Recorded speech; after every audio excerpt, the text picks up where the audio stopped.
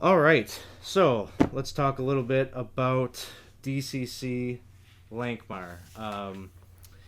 One of the reasons that I was kind of interested, I should probably preface this stream by saying that I sort of feel like a little bit of a fraud even talking about this because it's not as if I'm a huge, like, that I have encyclopedic knowledge about Lankhmar. Far from it. I've only read really one of the novels, Ill Met in Lankhmar, which I think is like the first. It's essentially like the first one of the two legendary characters or the notable characters from the book, Fafhrd the Barbarian and the Grey Mouser. So it was kind of the story where they met. But so that's all I've read. Beyond that, everything that I know about Lankhmar comes from here. So if I've got knowledgeable folks out there that want to provide additional context to what I'm saying or add in some additional information, we would love to have you pop that in the chat and inform all of us so we can learn this together.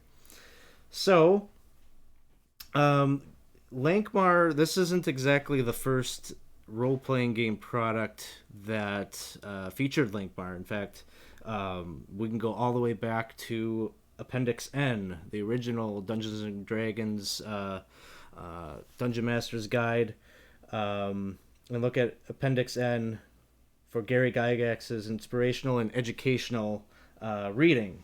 Among the authors of Lovecraft and Michael Moorcock and Jack Vance, Tolkien was Fritz Leiber, who is the author of many of the novels that make up everything that we know about Lankhmar and the world of Nehwon. Um, so we know that Dungeons and Dragons is informed by this work, but it goes much further than that. The history of Lankhmar in our hobby. There was a first edition book called Deities and Demigods. It was one of the first that directly referenced Lankhmar beyond just being a part of the reference page. This book included a section directly about Nehwon and incidentally Lankhmar. It included a section on the mythos of Nehwon and featured some of the talked about the gods, and it even statted out some of the characters such as Fafhrd and the Grey Mouser and even Death. That was the first direct mention of Lankhmar in a official D&D book. In 1985, Lankhmar got its own supplemental product. TSR released a book called Lankhmar City of Adventure, which was a two-booklet set that provided notes on adapting the world of Nehwon to D&D. It outlined in fairly great detail the various districts of the city, not unlike some of the content that we will see in this box set, and other information that DM could use to run advanced Dungeons and Dragons adventures in the setting. I would say the difference between I did manage to find a copy of that and looked at that versus what you're going to find in this set. And as you can imagine, the old school style was just like kind of encyclopedic information about the world, whereas this box set is unique in that it includes not so much like that depth of knowledge about the world, but more what are some practical things that a DM could use, or I should say a judge. Sorry, I play a lot of Dungeons and Dragons, so I'm used to the terminology from DM. In DCC we're judges. So it contains a lot of tables, a lot of quick reference things that a judge could use to keep their game flowing. So very different styles, and that is one of the things I really, really appreciate about this product. Well, let's kind of open it up and take a look. Obviously, I could open this up, and there's a judge's screen in here. Most of the stuff I pulled out because I, had to prep to talk about it. So I'll pull this out since I've done so. Number of books. There's basically 3 books that come in this box set. And then they've got a custom DCC Lankhmar judges screen, which is kind of useful because there's some Lankhmar specific info. I can kind of zoom in here so you can see some of this. Some different tables here related to the city. You want to your I don't know. Your players are running down the street. There's a hot chase that they're on. They've just completed the heist and they need to duck into a building. Okay, well, roll a d6. What type of building is it? What's the construction? What's the material made of? We've got a table here on air quality in Lankhmar. Lankhmar's a big metropolis, and so there are some things with visibility, smog and mist rolling in off the river that you could use. Maybe it could be of benefit or hindrance to your players if they're trying to skirt the law or something like that. We use a different currency in Lankhmar. You have iron ticks, which is your least valuable. 1,000 iron ticks equals one, what we would know as one gold piece in our standard RPG currency. You got bronze eagles, 500 to 1 gold. The copper penny is 100 to a gold. The silver smurduck, 10 to a gold. And the gold rilk is our gold equivalent. So just a few things there. What else? Yeah, there's some specific stuff on the inside here in terms of some of the patrons and things like that in Lankhmar. We'll get to all that in just a moment, but carousing. They got a whole carousing table here, so your players want to go out and hit the town. You've got a table to kind of fast track and narrate what happens with them. And on this right hand side of the DM screen, you got a little readout on the different quarters, different areas of Lankhmar. So that's pretty helpful because then you don't need to feel like you're an expert of the world. You can. I mean, Lankhmar is a kind of stereotypical medieval fantasy city. So a lot of the touchstones of Lankhmar, you can kind of fill in the blanks like on the fly, should you need to. Okay, so enough about the judges screen. We'll move on to looking at some of the material that's actually in our books. And so our first one here is the Judge's Guide to Nehwon. So a lot of this information in this book is kind of supposed to be for the judge's eyes only, perhaps. But there's a few things that I'd like to maybe show you and highlight for you. So there's an introduction. On the inside cover here, you'll see there is a map of the world of Nehwon. You also get a poster version of that map, which we will take a guided tour of later. But you got it in the book as well. So we've got an introduction, and this is kind of cool. If you are somebody that wants to really dig into this world and understand its history, they give you a bibliography of the different books that reference Lankhmar and many of the characters and things like that. And what I really like about it is they help you to navigate these books by bolding the ones that they think are the quintessential, the the most important. So if you're trying to like go through these books in a economical fashion and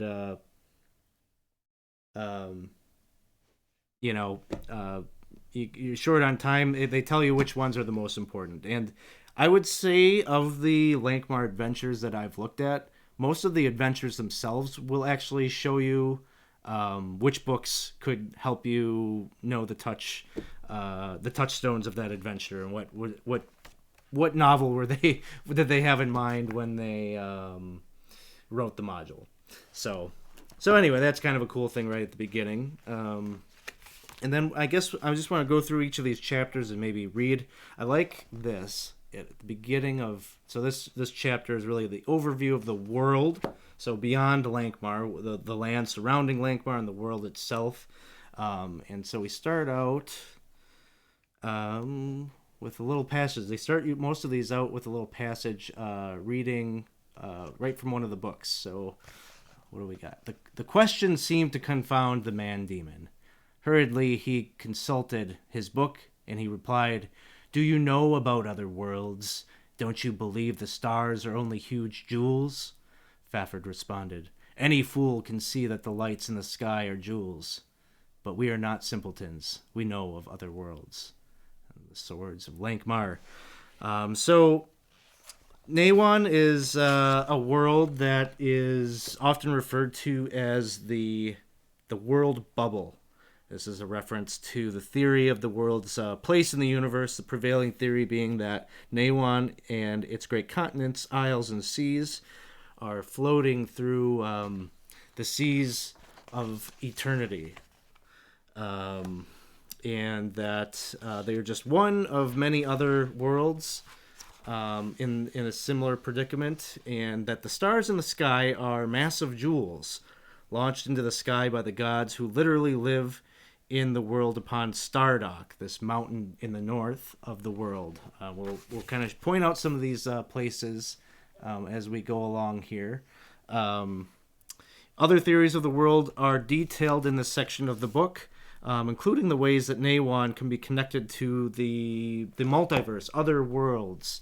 There is a location called the Caverns of Ningobble, Ningobble's Cave, I should say, which is the location of one of the many deities in the world. In Nehwon, the gods literally exist in the world. They can be.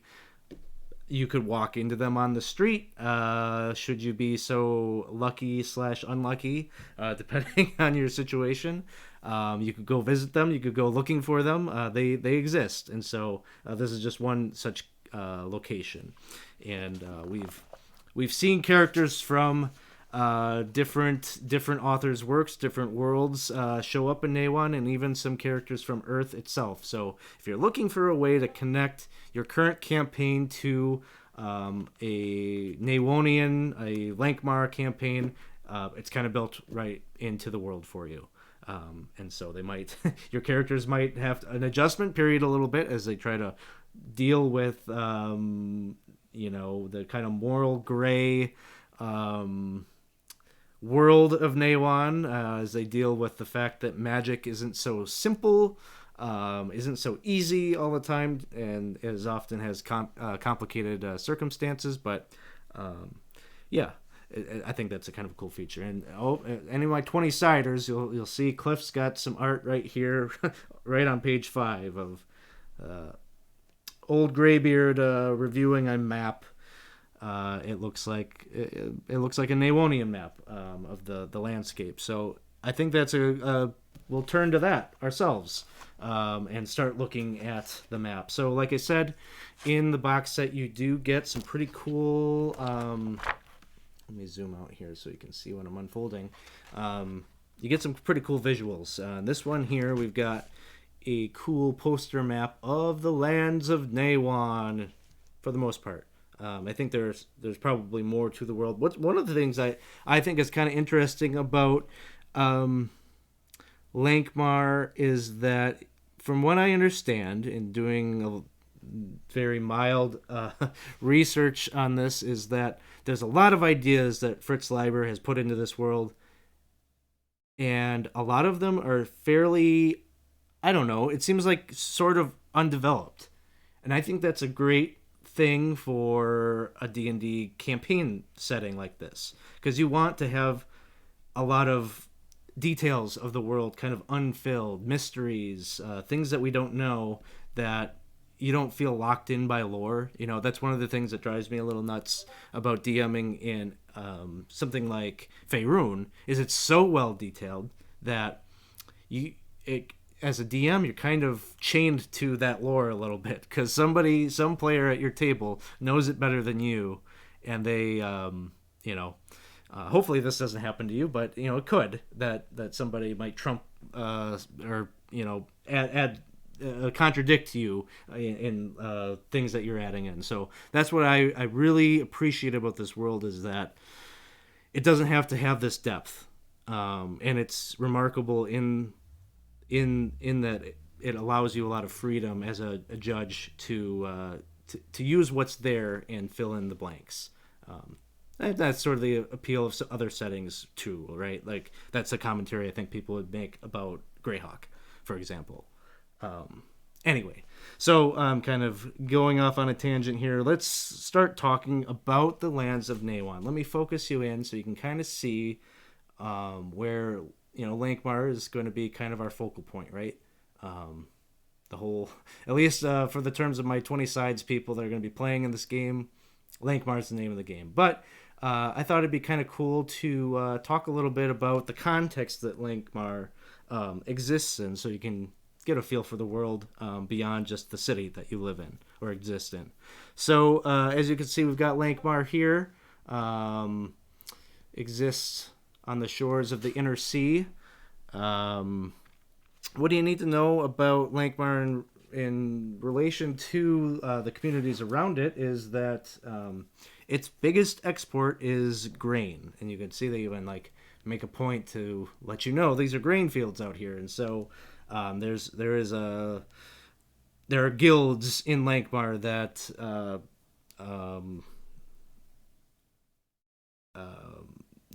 monitor the trade of grain and the wagons that come into the city, and they export that around to the neighboring areas. And this being such a fertile land, and that they are able to produce grain and food, it makes them quite powerful, and there's definitely a lot of wealth in Lankhmar. Let's see. Maybe I can just read you a little bit of the box text from this section of the book. Nehwon's known realms crowd around the inner sea. Northward, the green forested fierce land of 8 cities, here in the Great Forest. Eastward, the steppe-dwelling Mingle horsemen in the desert, where caravans creep from the rich eastern lands and the river Tilth. But southward, linked to the desert only by the sinking land, are the rich grain fields and walled cities of Lankhmar, eldest and chiefest of Nehwon's lands. So, Lankhmar, let me put that back, focal here. Hey, I see we've got some folks joining me. I didn't know if I was just talking nerdy to myself or, hey, who I got? Grumpy, Winston, and Robin. Hey, everybody. Thanks for joining. Yeah, we're just getting started talking a little bit about the land of Nehwon, and starting with Lankhmar as the anchor here. It has a couple of different monikers. It is known as the City of the Black Toga, which I'm not exactly sure what that is a reference to, but it could be a reference to the fact that black is the official color of Lankhmar, and you will notice that as you're walking about the streets that the constables all wear a black cloth over their gear, so that may be where that name comes from. It's also known as the City of 7,000 Smokes. It is a city that is very much known for its pollution. It's a very smoggy city, which could be of benefit to a party of rogues that are trying to escape a great heist. But this is the capital of the nation of Lankhmar. Sometimes they are synonymous. It stands on the southern coast of the inner sea, located where the river Hlal empties into the sea. Lankhmar is surrounded by these numerous grain fields that are necessary to support not only its own people, but those dwelling outside of the city and in some of the neighboring communities. If you look over here, we've got the village of Earthsend. There's a fishing people that live here, fishing village, and they do okay. But it's not really detailed on the map here, but there is another city, or another city that gets referenced. It's like somewhere down. I don't know what they didn't put it on the map, but it's somewhere down below the lakes of Plea. Is the beggars city. I'm trying to remember what its name is. Tavalas.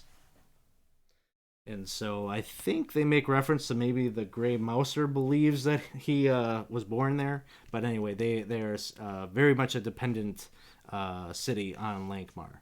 So um, while we're down here, you can see this is kind of an interesting location. Would be ripe for adventure. Cornwall is this great big keep that sits alongside the outer sea, and it was at one time it was the capital city of the Cornwall Empire, and that was an empire that stretched.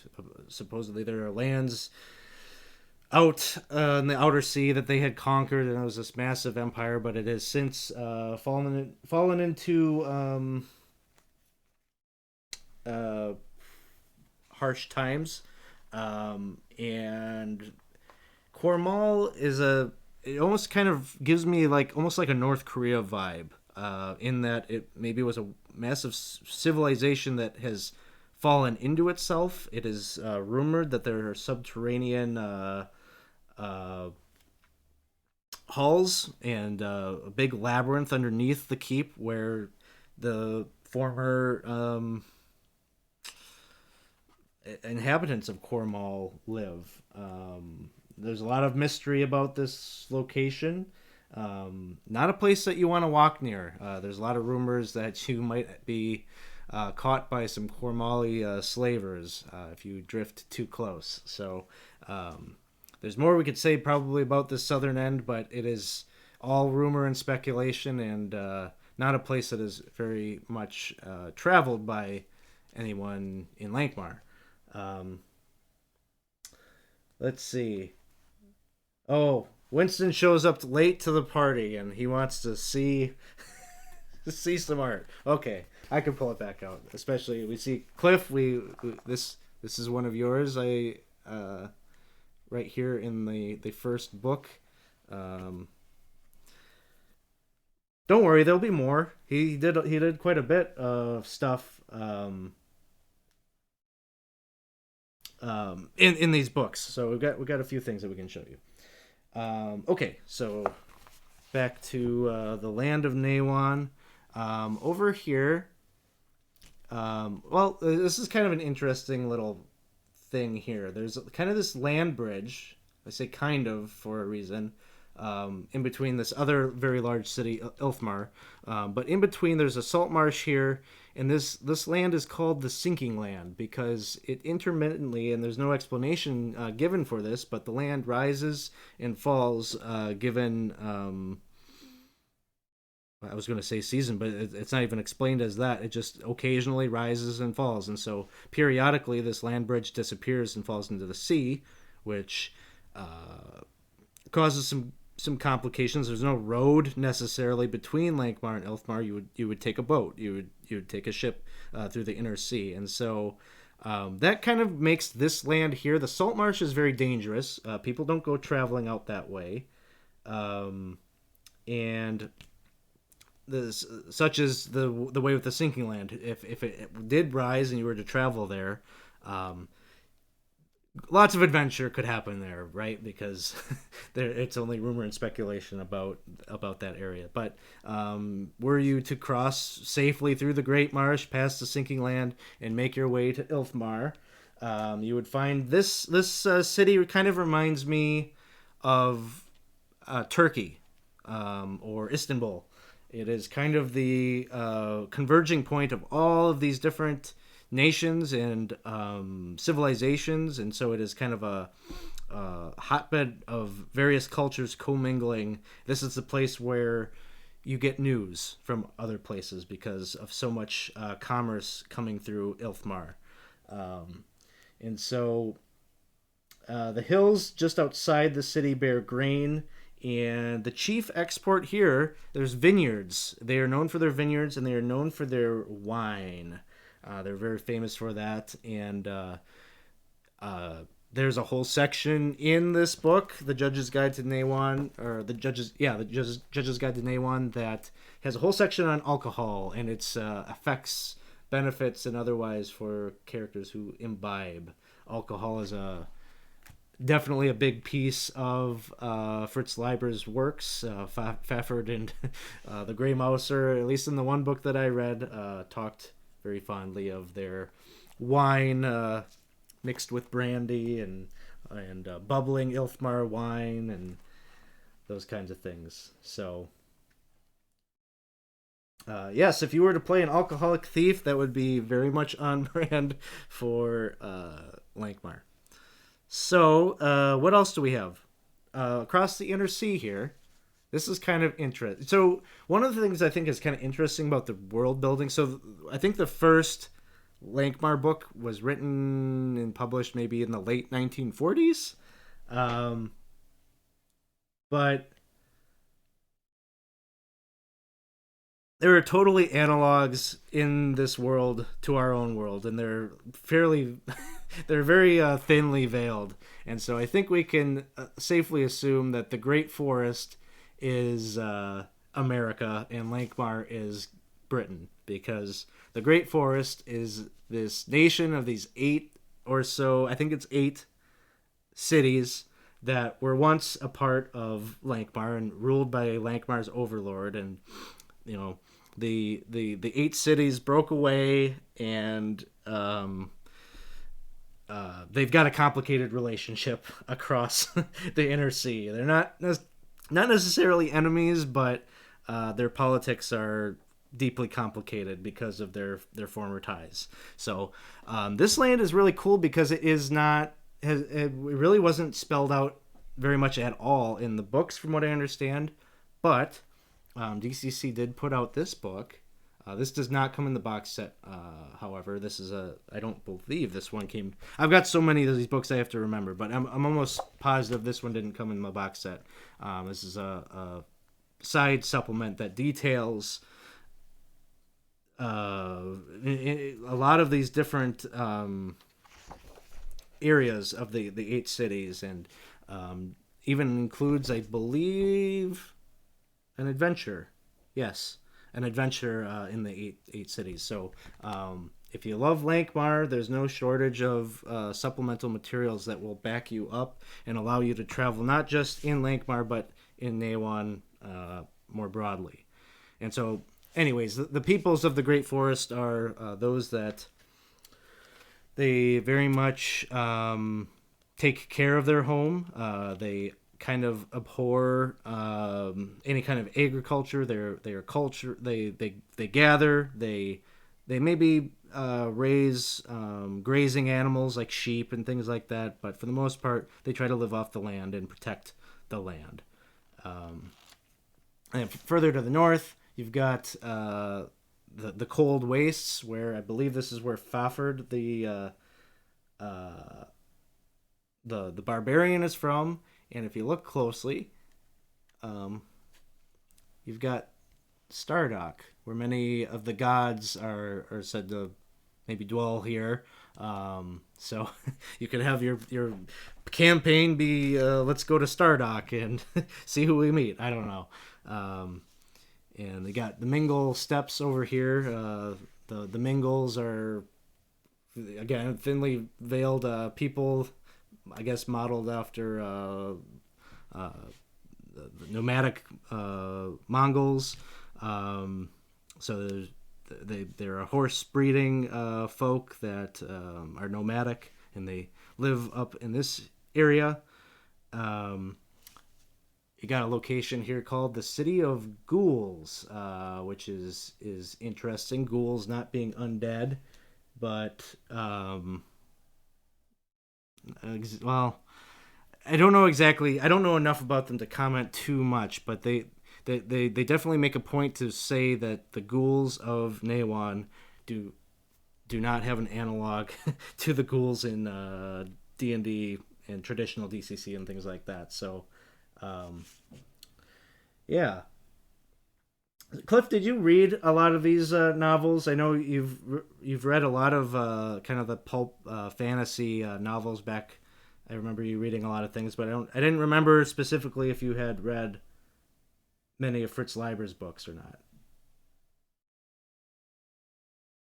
But anyway, um, so we had mentioned I'd mentioned at the top of the program we talked about Ningobble's Cave. This is the place that is connected by portals to other places in the multiverse. So if you wanted to connect up your Nehwon campaign, this would be how you do it: is through the ties of Ningobble to whatever campaign your characters are coming from, and that could be kind of a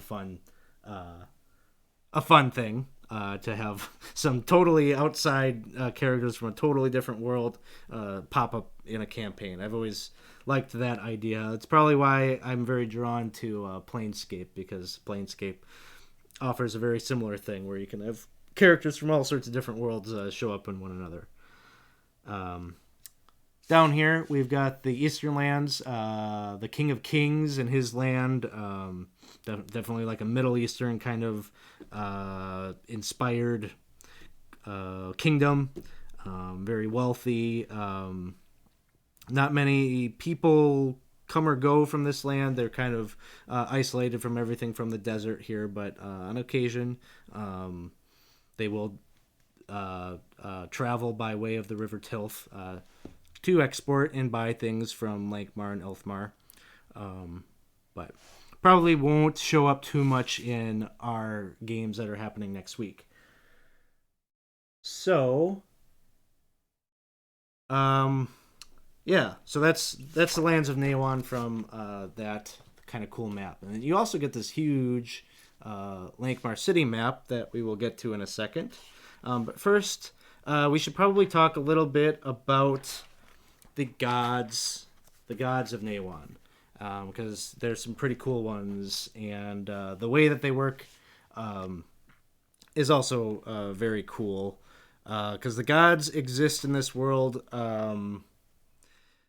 Yeah, like I said, many are said to live on the mountain Stardock far to the north of Lankhmar, and as such, they're not omnipotent or omniscient beings like they are in some other campaign settings. But it is said that they can hear their own names quite clearly, and a prayer intended for them can be received with crystal clear clarity. And because you never know if they are listening or if they're standing next to you, it's likely good not to invoke their name lightly. So, yes, that is right. There are no clerics. No clerics in DCC Lankhmar. Because I guess because in the works of Fritz Leiber, anybody that would be portrayed as a cleric or a voice, there's a whole street in Lankhmar called the Street of the Gods, and there's all sorts of different prophets and people that claim that they speak for the gods, and so they're always kind of portrayed as maybe pretenders or scoundrels or deceitful types of figures that don't actually speak for the gods. The gods don't need people to speak for them.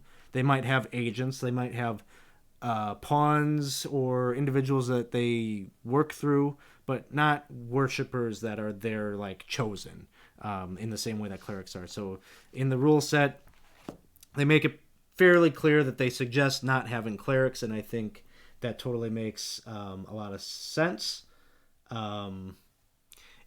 And we really don't need clerics from a healing standpoint, because as we will see, there are some rules that supplement that that aspect of the game, and so it's kind of cool to have it be just narrowed down to you got. And we don't have our demi guy or our demi class dwarf, elf, halfling. We don't have that either. You've got the choice of warrior, wizard, and thief. So, but we'll get to classes and all that later. So I want to talk a little bit about the gods, and there are more than 50 gods mentioned in the novels, and what you guys wanted another cliff art. We've got one that fits right along with this first god that I want to mention. And I want to mention him because he's maybe like the most popular god in the city that this game is going to take place in. So this is Aerith, I believe. Cliff, you can there isn't like an Aerith page, but I assume that this is Aerith, because Aerith is the invisible all listener, the most revered god in Lankhmar. Aerith has the largest temple on the Street of the Gods in Lankhmar. He's kind of a god of, I guess, neutrality. His worshippers, or his the people that proclaim his message, kind of espouse a philosophy of like no judgment. And so, but they also are somewhat of a corrupt sect in that maybe they do know a lot of things about people through spies and things like that. And I think there's probably a lot of blackmailing that they do. So yeah, I don't know if Cliff is still watching, if you can confirm whether this is Aerith or not. He's on a page kind of randomly, and it's not next to anything that has anything to do with Aerith, but it makes sense. Yeah, he hears all. Yep. All listener. So anyway, we also have other gods in Nehwon. Some of them you can. No, some of them are just aspects. Like we've got Chance, who is obviously the god of luck and happenstance. This is a god that obviously is synonymous with, its portfolio, or the thing that it represents, chance. And the god of chance is often partnered with the god fate, the god of predetermination, and these two are in constant contest with one another. But these gods are different because they never really manifest one another. They don't show up physically. You wouldn't know them if you saw them, but you will know if you I don't know, you have a amazing luck roll or something. You'll know that their influence is everywhere.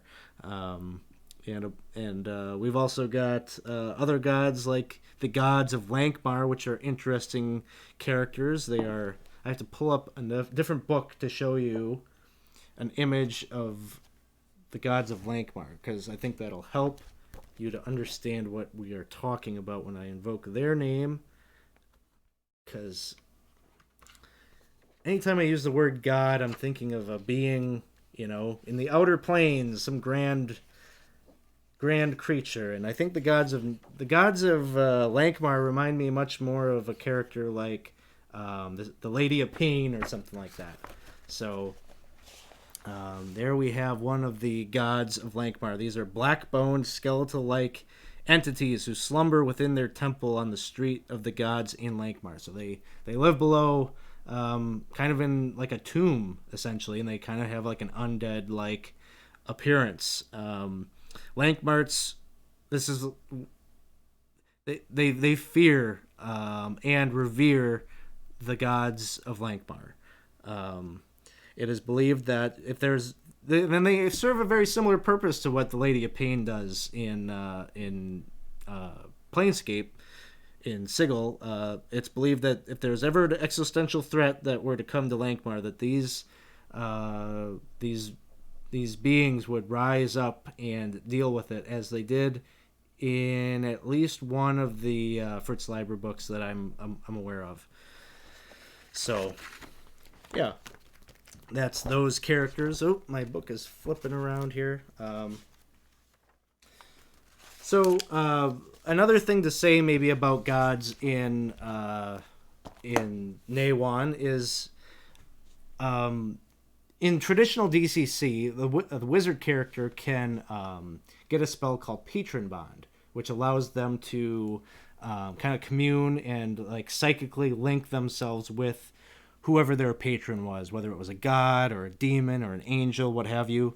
The cool thing about gods in this campaign setting is that really any character can bond with a patron. So in DCC Lankhmar, a fighter, a warrior, a thief, all of them can enjoy the privilege of being the agent of a power. And there's rules in here for doing that.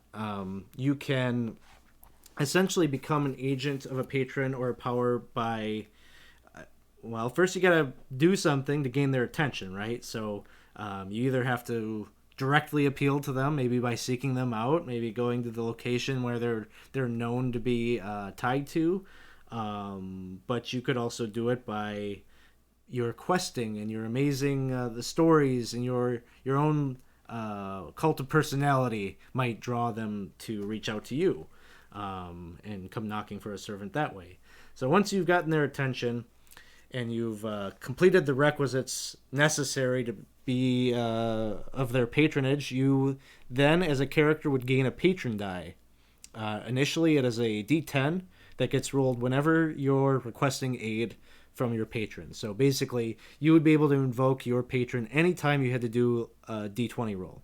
Or I shouldn't just say a D20 roll in DCC, because it could be, the action die could be different. It could be a D16, it could be, but you get the idea. Anytime you had to do a roll to see do you succeed or fail, you could invoke your patron die. You roll the D10. If your patron die is greater than the roll of your action die, there is no your patron ignores you. Nothing happens. But if your patron die is lower than your action die, it gets added to the result, and then we see what does that aid from the patron look like, and you play that out and see what happens. But then every time you use your patron die goes up one on the dice chain. So it starts as a D10. Next, it'll become a D12. Next time you use it, it'll become, a D14, etc. It keeps going up. So as it goes up, it becomes harder and harder to get the aid of your patron, right? Because the larger the patron die is, the more likely that it's going to be larger, that the net result is going to be larger than your action die. So over time, if you keep asking for help from your patron, you need to go and do some tasks. You gotta do your end of the bargain and do some things, do some maybe quests to reduce that die back down. So it balances itself out that way, and kind of a cool story mechanic. And your patron die can go all the way up to a D24, at which point you're probably never getting any help from your patron, and you got to start paying your dues. Are the dice rolls going to be in FG? Yes, all of the wacky dice can be rolled in Fantasy Grounds, so you don't need to have your own fancy dice. The patron die does not hit 30. It caps out at 24, and at that point you need to start doing some things in the service of your patron. Let's see. I haven't really been watching the chat. I better scroll, see if I got some questions here I can answer.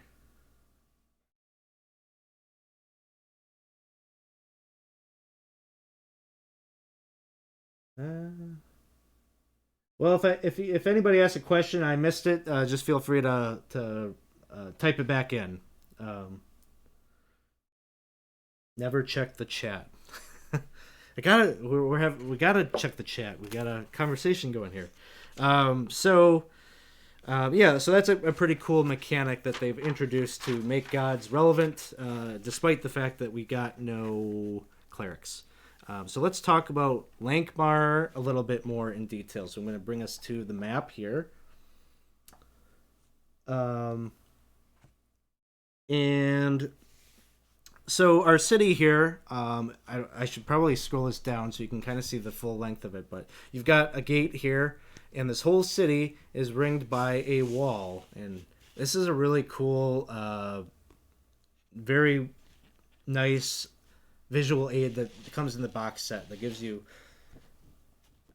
I need to kind of scroll in on this so you can see the detail, because this is just one of those cool things. There's all sorts of different little neighborhoods. I don't know, let me scroll down so you can kind of see They've got all the different little streets are labeled here. Um, you've got. I want to show some of these like little. There we go. So you can see these different little courts and back alleys. And basically, I found that a lot of these that are named on here, if there's a name that probably corresponds to one of the published adventures. Um, so I don't know. I'm just really impressed with this map. I'm really happy with it, and all the detail that they put into it.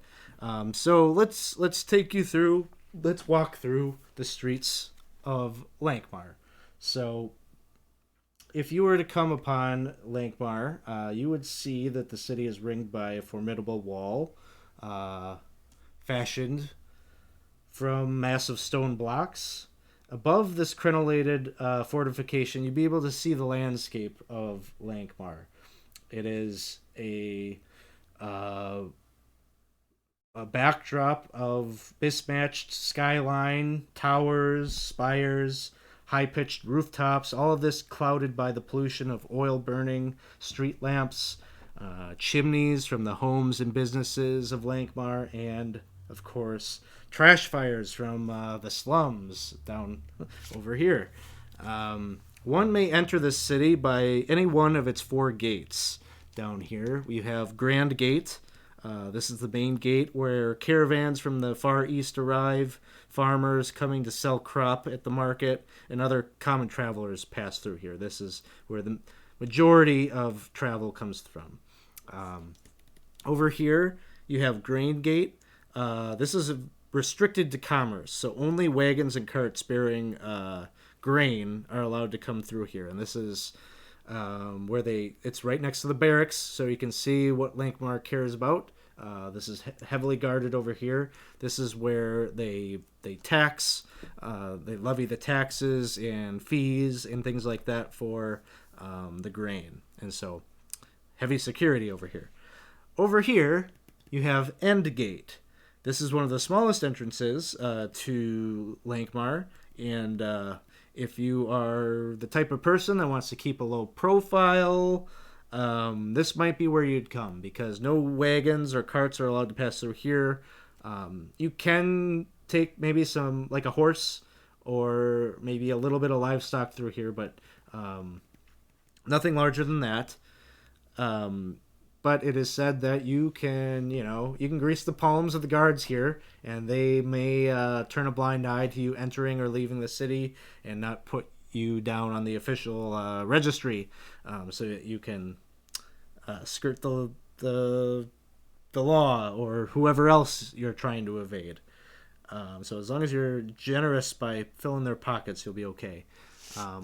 Then lastly, over here, on the eastern side of the city, we have Marshgate. See if I can bring that into focus or not. Not very easily, but over here we've got Marshgate, and this is almost never used because it deposits you right into the salt marsh that sits right outside the city. And as I kind of alluded to earlier, the salt marsh is full of all sorts of crazy shit that you don't want to deal with. And only the brave or desperate would go out here and deal with the many serpents and unmentionable beasts that live out that way. So, once you have arrived through one of these gates and you have made your way onto the cobblestone streets of Lankhmar, you will be dumbstruck by the frantic energy and the diversity of peoples from all over the world. Keep an eye on your purse, though. Cut purses are all keen to spot newcomers. If you take a stroll down Craft Street, right here, you will be delighted to see that you can purchase a variety of goods from all over the world, both legal and black market. You could also go up 2 streets, and you'd make your way to the Street of the Gods. This is where all sorts of different religions and faiths um, uh, have temples of varying sizes that line the streets, and they're all vying for kind of they're competing for reverence and faith from the many people of Lankhmar. Whoever can, I don't know, get the ears of the people, raise the most money, becomes the most powerful church. This, wanes and ebbs and flows over time. But as of my campaign, we're gonna have Earth, the all listener, is the has the biggest temple on the Street of the Gods. If you stick around here, though, at nighttime, the street becomes a veritable party and almost has a carnival-like feel. Worshippers and onlookers and wine vendors do very well to keep the revelry alive at all hours. And if you go to the western side of Cheap Street, which is runs north and south. Let me zoom out here so you can see. Cheap Street runs north and south here. This is where you would find the threshold of the thieves' house, the headquarters of crime and home to the city's nefarious thieves guild.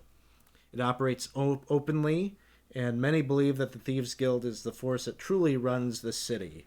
The thieves guild, some people look to join it in effort to change their position financially, but it is often a villain. It is a very misogynistic. They don't allow any women to be a part of the thieves guild, and this was a big plot point in the one book that I read was Fafford and the Grey Mouser's companions had vendettas against the thieves guild, and so they were being pressed to deal with them. Let's see, where else? Up at the top of the map, we haven't talked much about the government or the power of Lankhmar, but here you can see the Rainbow Palace in the Royal Docks, and let's see, over here you can see the North Barracks. So Rainbow Palace is where the seat of government lies. Lankhmar is ruled by an individual with the title Overlord. And as you can see, the Rainbow Palace, in contrast to the streets, especially the slummy areas of town, is this lush green garden with perfectly landscaped terrain, and it's just wonderful. And if you walk in through the gardens of the Rainbow Palace, you'll be buffeted by almost perfume-like enticing odors that contrast that of the pollution elsewhere in the city. The Overlord basically rules the city as an autocrat, and he is assisted, he or she is assisted by the Inner Council, which is an advisory team of lesser-known nobles that are motivated largely by self-interest and greed. Got kind of a Game of Thrones kind of feel up there at the Rainbow Palace. Lots of politics that could happen if you're going to run an adventure that deals with the Overlord. Occasionally you'll have a public servant among them that's really out to help the people, and that's probably the person that pulls in the characters to deal with whatever situation they're dealing with. But for the most part, it's just rampant with corruption.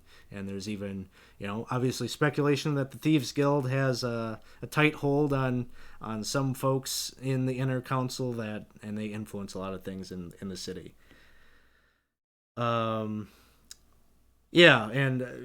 Cliff had mentioned in the chat the docks. You've got all sorts of docks here on the western side of the city, as well as the Royal Docks up on the northern side of the city. So this is where a lot of commerce comes with shipments from other places, namely Ithmar. So Daily law and order in the streets is maintained by the watch constables, who are those black uniformed police that I spoke of earlier. They routinely are on the lookout for criminals to drag back to the dungeons of the Great Gowl.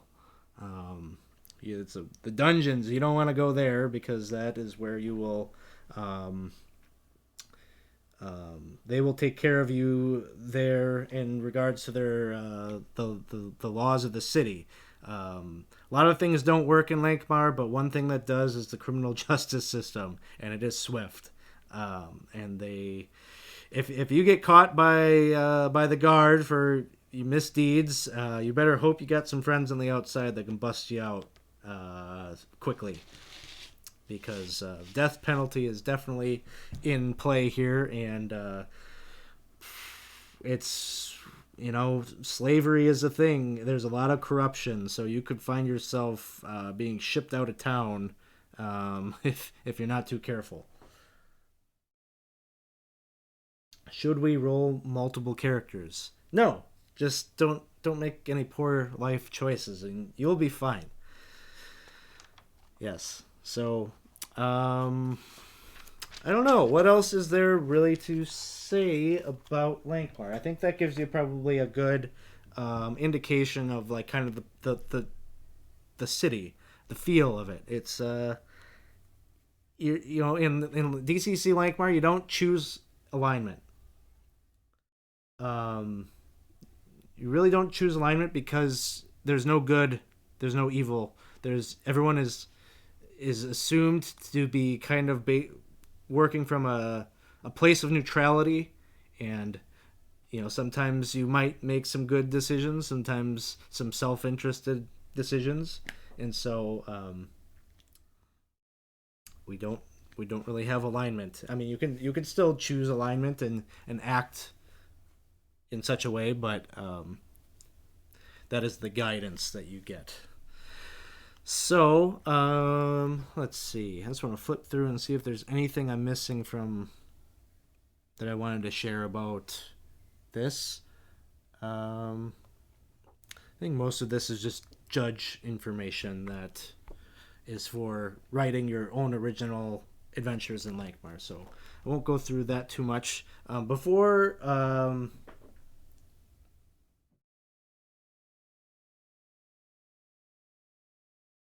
I go too much further and get us into character building, I want to talk about some of the differences between DCC Lankhmar and your traditional like DCC campaign. I know a lot of the people that are watching this have never even played DCC, but I don't know. I just think it's interesting to know what the differences are and why they are.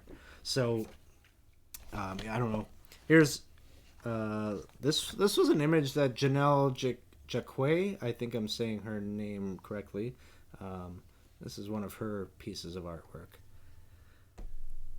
Definitely has that kind of old school AD&D style from either a first or second edition book. So one of the first things they tell you in this, they tell you all about character creation. For the most part, we're going to skip this, but I want to make this point: is they speak of no funnel, and the reason is we don't have DCC RPG starts character creation with the level 0 funnel, where you're playing a commoner, a nobody, and through an adventure they become somebody. That's not the case in DCC Lankhmar. You're supposed to be creating a hero, somebody, a character that could be a main character of one of Fritz Leiber's tales, one of his novels. So with that, the rules are trying to help us build a character that's going to be a little bit more heroic than the DCC analogs. So we don't do a funnel, but you still get the extra D4 of hit points that you normally would, having done the funnel.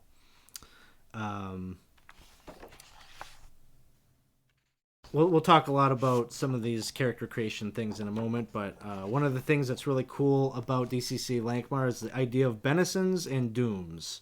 So when you create a character in DCC Lankhmar, you start the game with a benison and a doom. A benison is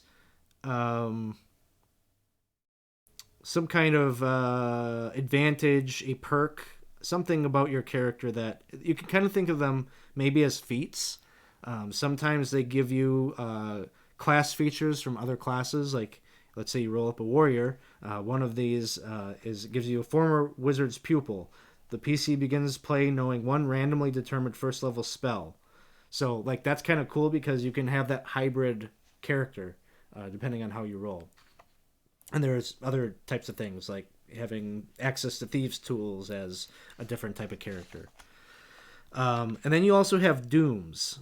Dooms are, I don't know, they're little things that are going to be complications for your character, hopefully throughout the campaign. Something that your judge hopefully will use to kind of tailor some of the adventures that you go on to really make it a little bit more intimate for your character. For example, we got one right here, blackmailed. The PC has committed a crime. I'm just trying to get that in the view there. Maybe you can read along with me. But the PC has committed a crime or engaged in an embarrassing activity that would mean either imprisonment, social shunning, or a similar punishment if revealed. Someone knows of the PC's offense and regularly solicits funds from the character to remain silent. The blackmail demands are, and then they give you the mechanics for what that is. So, are the Benisons randomly assigned? Same for Dooms? Yes, they are. They're randomly assigned and modified by luck. When you create your character, you're automatically given one Benison and one Doom. If you would like, after those have been selected, you can purchase additional Benisons, and then you would also get an additional Doom. And essentially, you can spend luck points to buy, if you look at like this first one here, accepted freelance thief. You could spend 4 luck points, 4 of your permanent luck, to get this Benison. And then you would roll and get another Doom. So that's a really cool kind of feature of this that gives a little bit more flavor and personality to your DCC character in DCC Lankhmar. This next section details some of the differences in the characters. So one of the differences, of course, is starting hit points. Our DCC Lankhmar characters, even though they don't go through the funnel, they will still get the 1d4 modified by stamina extra hit points that they would have gotten had they done the funnel. Just to make them a little bit tougher, starting at level 1. So then the thief character has a few clarifications. I guess the biggest one is this one related to the luck die and fleeting luck. So let me explain what fleeting luck is for a moment. In this system is really the one that I first heard fleeting luck come up. Fleeting luck you can kind of think of, if you're familiar with 5th edition Dungeons & Dragons and the concept of inspiration. Fleeting luck is kind of like that. It's a reward for roleplay. It's a reward for making your judge laugh. It's a reward for maybe creative problem solving. Whatever the case may be, if you're playing this at a traditional table, they actually sell little DCC fleeting luck tokens that. Let me grab a couple real quick. I bought some.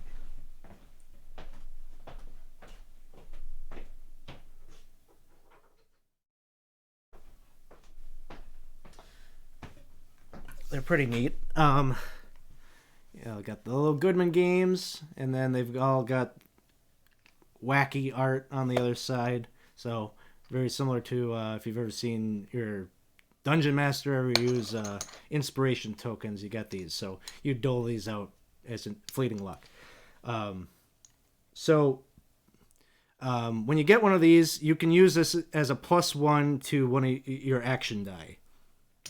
And spend it just like you would your regular luck ability.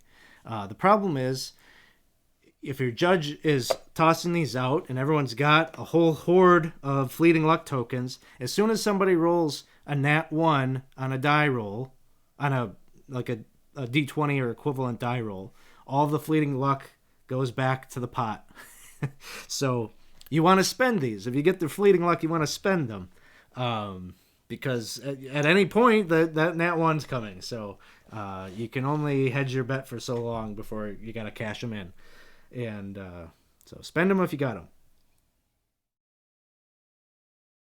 So anyway, the reason I brought that up is because the thief has this ability by default that when they spend a luck point, they actually get to roll a die.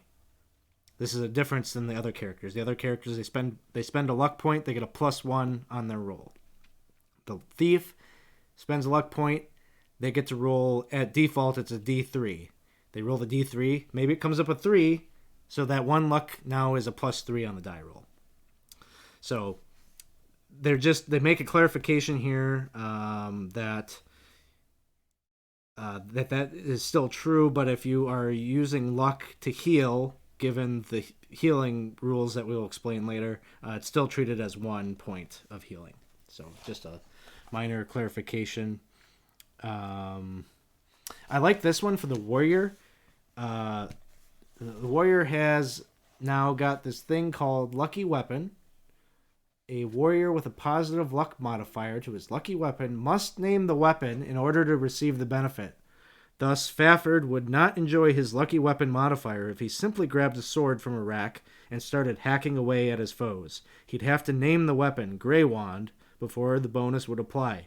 A warrior can name the replacement weapons the same as the original arrangement and receive their lucky weapon bonus. The name need not be unique.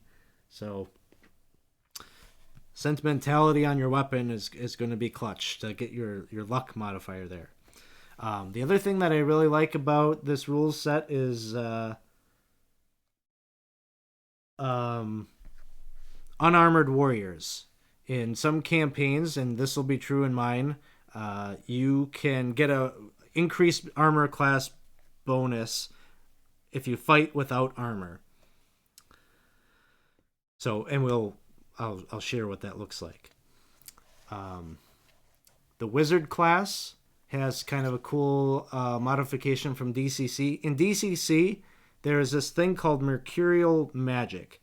Mercurial magic was the idea that when you learned a spell, your wizard and the way that they manifested the spell was unique, and the spell might look different depending on if two different wizards casting the same spell, they look different, right? So you got a character that's casting, I don't know, magic missile. Maybe that manifests with a dusting of snow that suddenly appears anytime they cast that spell. And the guy next to you that's casting magic missile, he does the same thing, and afterwards his skin starts glowing neon for 5 minutes. Things like that.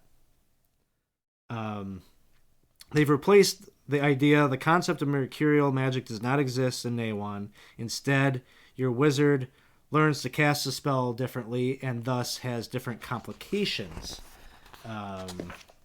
Which anytime you learn a spell, you're going to have a spell stipulation tied to that spell.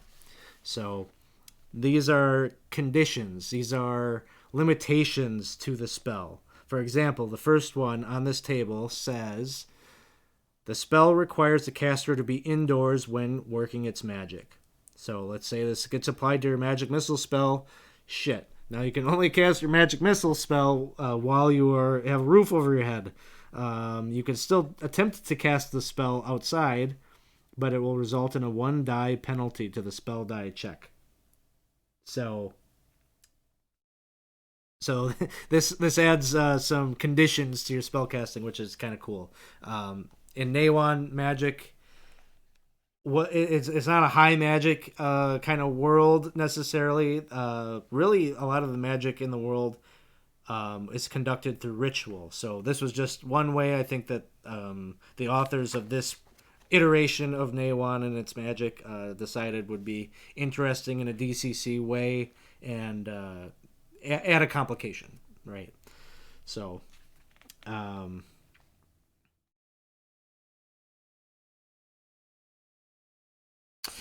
when you cast spells and you fail, you can sometimes earn corruption. So corruption is like when you roll a nat one and possibly crazy stuff happens to your character, such as physical disfigurement or a permanent change to your character. Um, I don't know. I just bring this up, I guess, because there are specific tables to Nehwon for corruption. Because um, in a regular DCC game, you're probably playing a one shot, and so it's fine that your character gets all mutilated and weird. And so in DCC Lankhmar, I think they created these corruption tables to be a little less severe, so that you can still enjoy that character in campaign play, and they're not ruined after one session. I know. I'm sure the audience out there, any of my 20 sides people, are probably laughing because they think that I am amused by their misery. But no, I'm very grateful that they came out with this different way to play DCC in a more permanent campaign way, because that's what I'd been wanting for a while. As much as I love one shots, I also love seeing characters that grow. You want to see corruption art? I don't know if they've got great corruption art in here. Um, I think maybe this is an instance of corruption art. This guy that's seems like he's grown a number of arms. So in that case, maybe that's a cool thing. Maybe you gain some extra action dice for um, for having multiple mantis-like arms. I don't know. So I think that's the only instance of they've got better corruption art in the actual DCC book. Let's see some other cool. Yeah, so we talked about unarmored warriors. This is a rule I want to use so that you don't have to feel like you have to bulk up on plate mail to be a functional hero. Unarmored warriors. In this option, any PC with the benefit of advanced combat training will know how to utilize speed and esoteric parrying methods to protect themselves from enemies in battle. These characters gain double their agility bonus to their AC when unarmored. So, you can still be unarmored and use a shield, so you could still get the benefit of the shield while unarmored. So, that's a rule that is kind of cool. Here's the big one that we've talked about: healing without magic. So if we don't have any clerics in Nehwon, we can still recover hit points. They got a little quote from one of the books. I know a place where they've got soothing salves and needles too to stitch up the notched ears of thieves, and where both the wine and the girls are sharp and clean. The cloud of hate. Yes, there's a lot of philandering in Lankhmar. Um, the PCs in DCC Lankhmar are heroes, even if they're dubious ones. As such, they can endure injury and adversity to a higher degree than the average alley basher or city watchman. A wound that they suffer in the heat of battle might seem worse than it actually is, or a hero's adrenaline may start to flow fast and strong, allowing him to shrug off some of the trauma of their injuries. In combat, a PC can spend a point of luck to roll their class hit die plus stamina modifier to regain that number of lost hit points.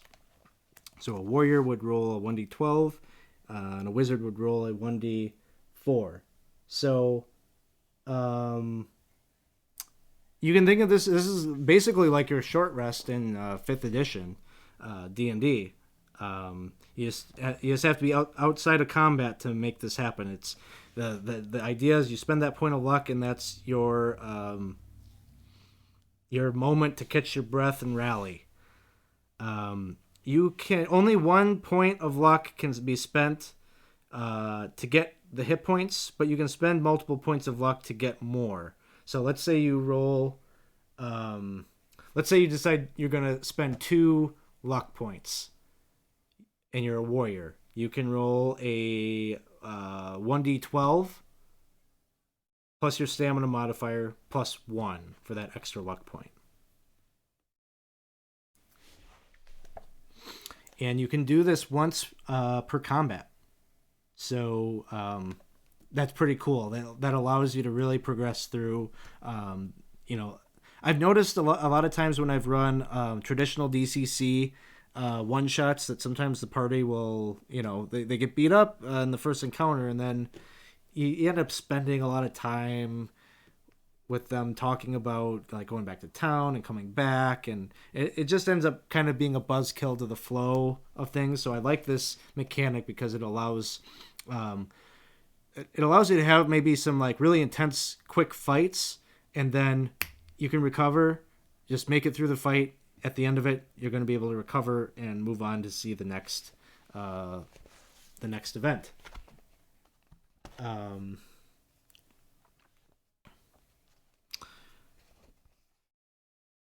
Let's see. That's basically the big parts of this area, or this section, that I wanted to talk about was fleeting luck and the healing. So, yeah. Let's see. Do we have any other questions? Short rest, so generous.